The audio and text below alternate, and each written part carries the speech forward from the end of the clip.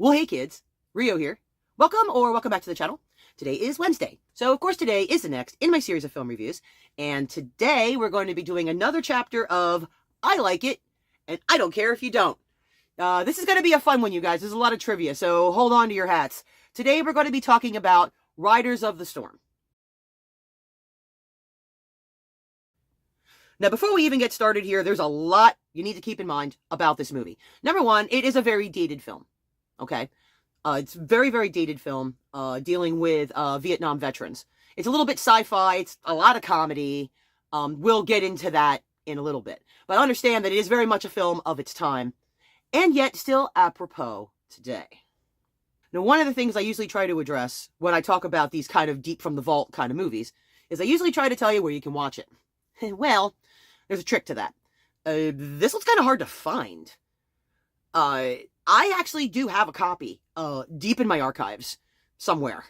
I'm going to be starting a new thing called the TARDIS Project, which is, I have this weird little closet in my house that's like full of all my old media. And I finally have all the equipment I need to start saving these old VHS tapes and betas and whatnot and getting them all digitized. You know, which ones I can because they're very, very old. And I'm pretty sure it's in there. But we'll be doing some additional chapters in the future on the TARDIS Project, depending upon what things I find in there. Okay, so, but I digress. Trying to find Riders of the Storm is kind of a trick. One, hard to find. I know that they can get copies from overseas. I found a number of sites that seem to have it, but it looks like it's dubbed into other languages, so I do not know if it's actually going to be in English if you get. So keep in mind, if you order one like that, order it in a language you know. Yeah, the second thing is that this film actually has two titles. It was originally released under the title The American Way. And there's no real difference between The American Way and Riders of the Storm, other than the length. After The American Way came out, and then they pulled it back, and then they re-released it as Riders of the Storm. But they cut a few scenes out, so they cut the runtime down. Not by a whole lot. I don't think more than by like 15 or 20 minutes. So I don't know that these cuts are all that epic. But if you find either movie, as you can see, the poster art is almost identical in both cases. So whichever one you find, you've got the right movie. It's just that The American Way will be a little bit longer than Riders of the Storm. So let's talk about our film. So what our story is following, it's a bit of a science fiction story, it's a bit of a comedy, not a whole lot of drama involved in this. But what we're looking at is this group of Vietnam vets who have come back. They were apparently part of some kind of like PSYOPs, Black Ops kind of a thing. They were part of a propaganda corps. Now, again, there's a little bit of reality to that. Though not quite to the extent they explain it in the movie. But there is a bit of reality to that. These are the guys that would drop, pamphlets and whatnot all over the place. Try to, demoralize the enemy and so forth. Well, they weren't happy with the way they were treated when they came back. And again, historically, we all kind of know the stories of how Vietnam vets were treated upon their return. So let's keep that in mind as well. So what these guys have done is they've gone rogue. They basically swiped the B-29 bomber they were using, and they live in it. And they are running a pirate television station called S&M TV. And S&M TV is running like music videos, bits of old movies, political speeches, things like this. They're basically bombarding America with propaganda. They are not happy with anything at this point. And of course they are complete outlaws, okay? This is kind of Robin Hood-esque in the way it works. They have like little networks to help them out on the ground with transmitters, people that go down, get stuff for them and come back, right? They have hidden places they can land. Don't think too much about the logistics of how they pull this off, but the movie tries just enough to explain to you that there is a way that they're pulling it off. Just suspend your disbelief as far as that goes. So where we're coming into the movie is there is a particularly problematic presidential candidate. This problematic candidate is on the wrong side of our boys here at S&M TV. So that is the crux of what's happening, is them trying to get rid of that person, and that person very much trying to get rid of them. You know my position, General. I intend to make America great again, and the strength of our armed forces will be my top priority. Our problematic candidate is called Ms. Westinghouse. And Miss Westinghouse is a very pro-war kind of president. Or at least that's what she wants to be. And obviously, this doesn't sit well with our veterans in the bomber. So the whole movie is she wants rid of them, they want rid of her. And it's again very Robin Hood, very David and Goliath kind of scenario. And you just watch it all play out, and all the information about the whys and wherefores of everybody plays out through the course of the film, as it would. So you just have to kind of follow along and figure out what everybody's problem is. It doesn't take too long to work it out. You might notice I don't have any film trailer clips to show you for this, because I can't find one. I kind of thought I would be able to find one of the old original film trailers, but I haven't had much luck with that. And honestly, I don't want to take too many clips out of context in the movie. Some of it doesn't make sense out of context. You just kind of have to strap in and watch it. Because it's very bizarre. It's very bizarre. But you just have to trust me that it's actually a really good time. So let's talk about our behind the scenes. Okay, so our writer was Scott Roberts. I couldn't really find much for him after this. So I don't know if this was just his opus, and off he went. I don't know. But our director is Maurice Phillips. Maurice Phillips, who unfortunately passed away in 2012. This was actually Maurice Phillips' directorial debut. It was the first film that he did. He did go on to direct a whole lot of other films, including a lot of music videos, actually. Which, when you see this thing, it kind of makes sense. Okay, now here's an interesting one. So the score. The score was being done by Brian Bennett. He was a composer. He's a 3-time winner of the Ivor Novello Award. That's impressive. But not only that, actually, he actually initially achieved fame in his career. He actually started with a group called the Shadows. The Shadows in the 1950s, 1960s were actually the backing band for Cliff Richard. So yeah, right. But now, not only that though. Okay. We also have another composer listed now. His name's Simon Webb. This was basically the very beginning of his career.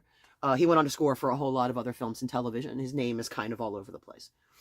But not just the original scores now, because we also have an excessive amount of needle drops. A really excessive amount of needle drops. And they're done as a way of telling the story. So they're music of the time period, but would have been classic rock of the time period. So of course you get Jimi Hendrix playing the Star Spangled Banner, for instance, right? A lot of the clips they play are very apropos to the story and what they're doing. So again, that kind of music video sensibility where the music is partly telling you the story. Okay, so that's just kind of something to keep in mind. There are excessive needle drops, but they actually serve the storytelling. They're not just needle drops because they can. Our director of photography, our cinematographer, is John Metcalf. Again, unfortunately passed away in 2013. But as I said about the music video sensibility, he was a music video director. Very successful. Among other artists that he did many videos for, we're talking about old school Genesis, right? Talking about Genesis, we're talking about David Bowie. So again, with that sensibility, that kind of MTV kind of timing and whatnot, we have yet another guy here who made his career doing music videos. You know, FX was a little hard to work out. Because some of the people were uncredited. And I'm not 100% what I'm looking at. But of the names I found listed on IMDb, it looks like the only person they actually listed on IMDb was someone named Zoe Kane. They're listed as special effects trainee, but there's no other names. They also list her as being part of a company called Archidon MC that apparently doesn't exist anymore. I did look up information on that, and all I kept getting was relations to some video game that uses that name in it and some kind of lawsuit that was associated. I don't know. But Zoe is also credited with work on Muppet Christmas Carol, The Neverending Story 2, The Witches, Labyrinth. Okay, so she's worked on a lot of things. Then we have a listing for Viz, which there's quite a bit of that. Our Viz person is Andrew Io.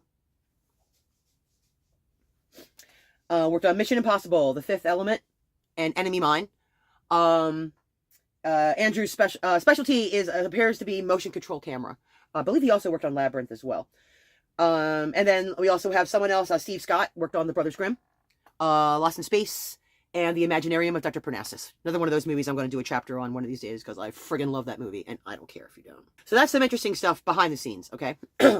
Let's talk cast. What else do you need to know? Dennis Hopper. Okay, Dennis Hopper. I don't even need to tell you who Dennis Hopper is. Although, apropos of nothing, I spent years looking for this movie, because I kept confusing it with Space Truckers, which also stars Dennis Hopper. But okay, so here we go. So Dennis Hopper and his crew, he's just a captain. They don't really give him a name necessarily. So he has a whole crew that's on there with him. And the crew is kind of fascinating. The one person I remembered very clearly, other than Dennis Hopper, that was in this movie was Michael J. Pollard. And you have seen Michael J. Pollard in a million things, okay? You know who he is. He recently, House with Thousand Corpses, he was in Tango and Cash. He has something like 116 credits going back to 1958. Okay. You know who Michael Pollard is. The minute you see him, you're going to know who he is. The rest of our crew up there, we have Eugene Lipinski, who was in Superman 2 and Shock Treatment. We have James Aubrey, who was in The Hunger and The Great Rock and Roll Swindle. Fortunately, James Aubrey passed away in 2010. We have Al Matthews, who was in Aliens, Superman 3, and in The Fifth Element. Unfortunately, passed away in 2018. We have William Armstrong, who was in The Dark Knight and Foyle's War. If you've ever seen Foyle's War, pretty cool movie. We have Michael Ho, which is an interesting one. He has like almost no dialogue in the whole movie. He's just kind of there. But interesting to note that he was actually one of Hawaii's first professional surfers. He actually, what was it, the one that he won? The World Masters Championship in the year 2000. At the age of 43, this guy won like a massive world surfing championship. And apropos of nothing, if you are or were a Duran Duran fan, he was one of the dancers in the Wild Boys video. The original video for Wild Boys, and of course also appeared in Arena and Absurd Notion, which was the Duran Duran movie that they put out. And I like that one too.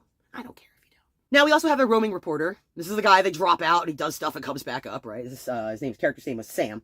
It was being played by Scott Hawksby. He was in The Living Daylights and in Cliffhanger. Okay? So, pretty solid, cast. A lot of these guys have done a lot of work. It's not like you won't know them. You'll recognize pretty much almost every face. And then, of course, we have Miss Westinghouse. And Miss Westinghouse is actually being played by Nigel Pegram. I think I pronounced that right. Not only a live action actor, but also done a lot of voice work. You would have known him in All Dogs Go to Heaven. And actually an award-winning comedy called Arthur's Whiskey that he was in. He actually, I think it was got an Oscar or something for that in the UK. Or, no, sorry, National Film Awards in the UK. And he's got credits going back to 1970. So, yeah, maybe that's a spoiler alert on Ms. Westinghouse, but there you are. This is one of those movies that I just kind of never forgot it. I spent years looking for it because I kept mixing it up with another movie. And forgot the name of Michael J. Pollard. I know what he looks like. I know what he sounded like. There's one specific scene in the movie burned into my brain. You believe in science now, Captain? And somehow I thought it was in Space Truckers. Is it high art? No. This is like one of the most amazing, political satire, social comment. No. No, not at all. Not on any level.